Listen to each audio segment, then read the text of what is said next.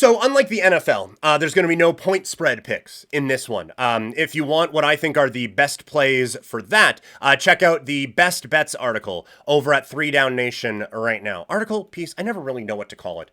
Calling anything I do a piece feels very incorrect. It feels very much like I'm trying to be something that I am not. And I'm not just like looking at stats and hammering out a piece after I do trivia on a Wednesday night. But I just linked it in the chat for those of you who are watching live. That is the 3 down piece with my best bets picks for this week in the CFL. We've actually we went perfect last week with a nice little 3-0 mark, and we are actually 6-3 in the last 3 weeks. So that's how it's going.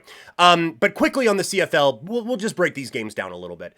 Winnipeg is looking like a complete football team, and it still didn't look perfect in the first half last week against Hamilton, but boy did it look better in the second half. And the one thing that I think that you can really buy into from a Winnipeg standpoint right now is how well that defense is playing. They have been giving up an average of 190 yards through the air in the last 3 weeks since the 2 wild games against Saskatchewan. They have done a really good job of limiting teams. Now, that's Edmonton twice and Hamilton once. So I can understand that maybe there is a bit of a hesitance to like, okay, maybe we're not taking this team super seriously. But again, that was Edmonton on their real good run, getting close to a playoff spot, and Hamilton kind of the same. Hamilton was on a roll, and then Winnipeg just shut that down last week. So I think that defense is going to be good enough to limit things for Toronto. The one thing that gave me the slightest bit of pause on this game is Toronto's defense has been really good against the run, and Winnipeg still sets up so much of their offense around Brady Oliveira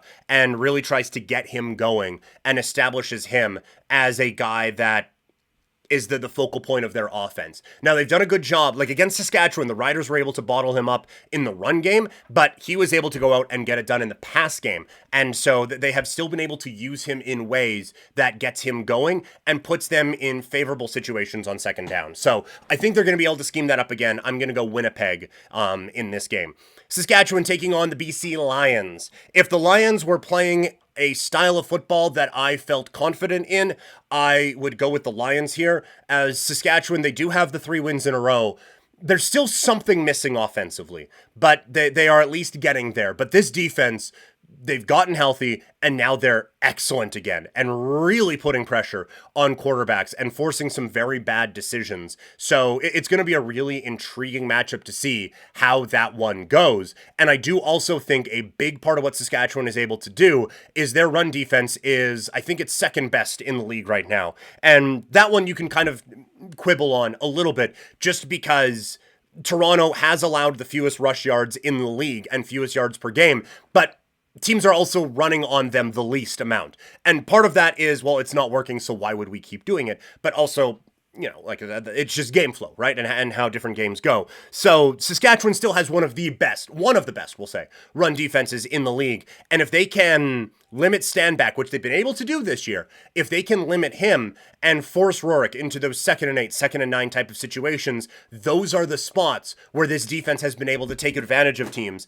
and really force them into turnovers and force them into mistakes. And so that's where I think Saskatchewan thrives. And also, I think it's going to be a bit of a quieter game for Stanback. So we will see. But the thing that I always tell you to watch on the Rider side is make sure that you see how this team is calling plays and how they are executing. If they are able to, because so many times it's just run on first down, Harris pass for the rest on second down. If it is either Armstead, Ouellette, Hickson, whoever it is in that backfield, if they're able to get 4, 5, 6 yards on first down, this offense runs so much smoother than when it's the other way and teams have figured it out. And now Harris, who is so good at throwing for 6 yards when you need 8 on second down, we'll see how that goes. But I do think Saskatchewan, home field advantage and all that as well, get the win. And they pick up a victory over BC. Edmonton taking on Calgary. Both of these teams aren't very good. I do think that the Stampeders are just worse right now. And so that is the main piece of the analysis, is that I think the Stampeders are a worse football team than the Edmonton Elks. And so I have to pick Edmonton. But also Calgary's run defense is one of the worst in the league. And the Elks, with Trey Ford in there, they have turned him a bit more into just a passer this year, but they have been able to run the ball so effectively in games where he has played because so much of the focus is on what Trey Ford is going to do, and teams just forget that others can run the football. There's a few more stats for that in the three down piece there if you want to check that one out. But yes, I just think that Edmonton's strengths match up with Calgary's weaknesses so effectively. The one stat that is a little bit skewed in this, and I don't believe I put it in a three down piece, but like you look at the turnover differential and you think that, okay, well, these two teams, like, they really don't match up. And the one thing is that, and now the numbers are skewed because of their matchups together. So that is the counterpoint to it. But Edmonton's turnover differential is boosted by the fact that they got 9 against Calgary in those 2 games around Labor Day. So this isn't the ball hawking defense that those stats would lead you to believe. And I have no idea what the offense looks like with Shills under center for Calgary, but I think he's going to have to score a lot of points to keep up with what Edmonton is going to be able to do. And on Thanksgiving Monday, it is Montreal taking on the Ottawa Red Blacks. Ottawa has been just dominated by Montreal's defense this year. I think that the looks that they show have just completely thrown this offense off, and whether it is Brown or Masoli under center, turnovers have been a big problem for the Red Blacks. I think that continues here. I think Montreal picks up the dub.